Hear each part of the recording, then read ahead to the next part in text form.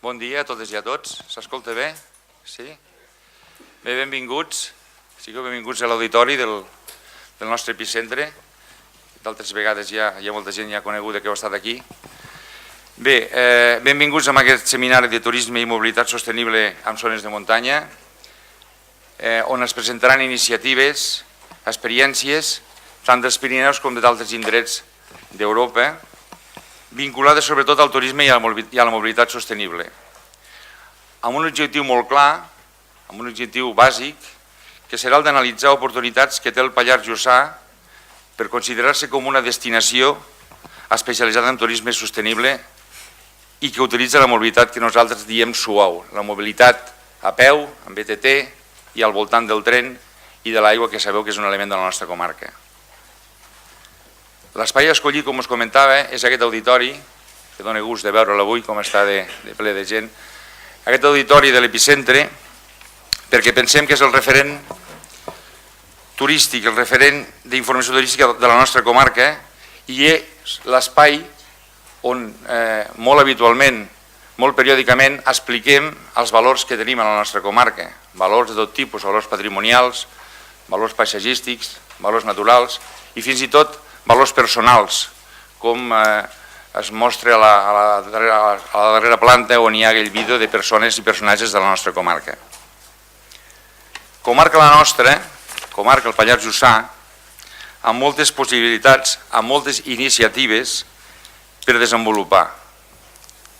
Estem aprenent, estem viatjant, hem anat a d'altres destinacions, com us deia abans, d'Europa per aprendre, i és el que estem fent.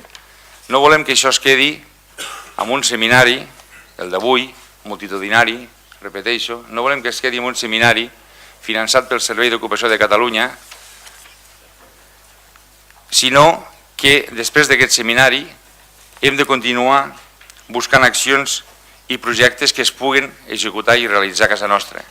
I fins i tot, i ara parlàvem amb el president del Consell del Pallars Sobirà i alcalde de Sort, l'amic Llach Cercevís, buscant també iniciatives i buscant també col·laboració i participació, sobretot, de d'altres comarques com pot ser el Pallars Sobirà, amb el que ens uneix realitats semblants, ja no solament de nom, sinó de realitats com és l'aigua i com són d'altres. Aquí ara hem de treballar costat amb ells, no hi ha cap problema perquè puguem sumar per poder portar a terme aquestes accions i aquestes activitats que pensem que són possibles i que són bàsiques per a la nostra comarca.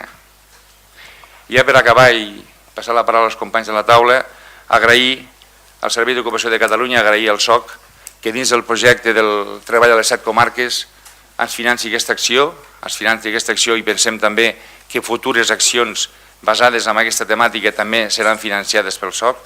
Gràcies doncs des d'aquí al Servei d'Ocupació de Catalunya, de la Conselleria d'Empresa i Ocupació, per aquest finançament. Gràcies també als tècnics, tant del Consell Comarcal com de d'altres empreses que estem col·laborant amb aquest seminari, que heu treballat per organitzar, repeteixo, aquest multitudinari acte, aquest multitudinari seminari.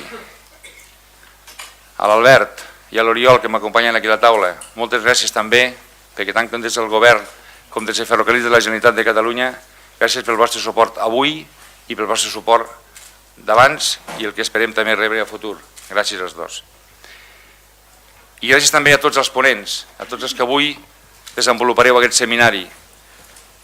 Moltíssimes gràcies perquè segur que sereu i sou uns bons referents en aquest tipus de matèria. Hi ha res més. Desitjar-vos a tots els que esteu avui aquí, desitjar-vos un aprofitament del seminari el més intens possible. Moltes gràcies, bon dia i fins una altra ocasió. I ara, continuant ja aquesta presentació, passaria la paraula a l'Oriol. Oriol, com vulguis. Moltes gràcies, president del Consell Comarcal del Pallars Jussà, delegat del Govern de l'Alt Pirineu i Aran, senyores i senyors. En primer lloc, em pertoca agrair als organitzadors l'oportunitat que ens dona de venir aquí a Tremp a compartir la nostra experiència, però molt especialment ens correspon i ens complau, òbviament, l'oportunitat d'exposar les nostres intencions, les nostres voluntats i els nostres projectes a la línia Lleida-La Pobla de Segur. Estic aquí en nom i representació, com s'ha dit, de Ferrocarrils de la Generalitat de Catalunya, empresa pública de la Generalitat, amb vocació de servei al ciutadà i amb unes característiques específiques derivades tant del nostre origen com de la voluntat política de consolidar-la com a model de gestió. M'explico. La nostra empresa té com a missió gestionar amb eficiència i eficàcia els serveis i les infraestructures que ens han estat assignades, amb la finalitat de contribuir a la millora de la mobilitat de Catalunya i d'oferir als clients uns serveis de lleure rendibles que estiguin d'acord amb les expectatives creades.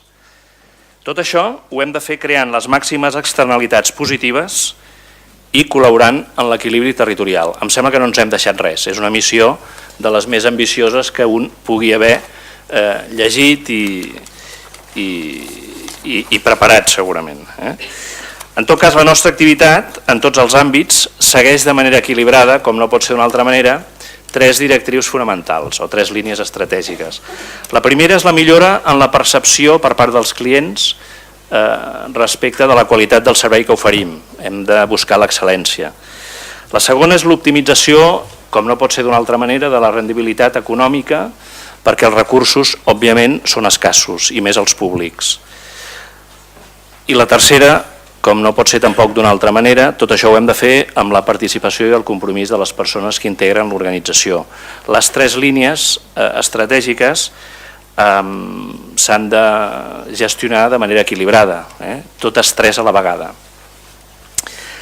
Bé, els nostres àmbits d'actuació, com segurament molts de vostès saben, són les línies ferroviàries, fonamentalment d'abast metropolità, i un conjunt significatiu d'instal·lacions dedicades a l'àmbit del lleure. En l'àmbit pròpiament ferroviari, perseguim l'excel·lència operativa, amb un nivell de resultats que ens permeten, a dia d'avui, explicar que el 2014 hem transportat més de 77 milions de persones. Ho hem fet amb un nivell de satisfacció dels nostres clients de 7,2 sobre 10. Ho hem fet amb un nivell de puntualitat dels nostres trens del 99,12%. Cal dir que contem la puntualitat a partir dels 3 minuts, és a dir, trens que porten 4 minuts ja considerem que no són puntuals. I hem assolit un 99,12%. Una disponibilitat tècnica inhumana, podríem dir, brutal, que ens permet explicar-los que de cada 1.000 trens en falla un només. Una mica la tecnologia de l'aviació està amb un fallo cada 700, nosaltres estem amb un cada 1.000.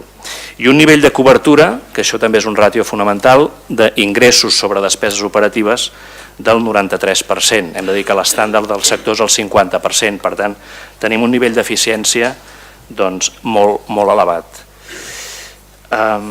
Bé, això és la part de línies ferroviàries, que òbviament, quan assumim al 100% l'explotació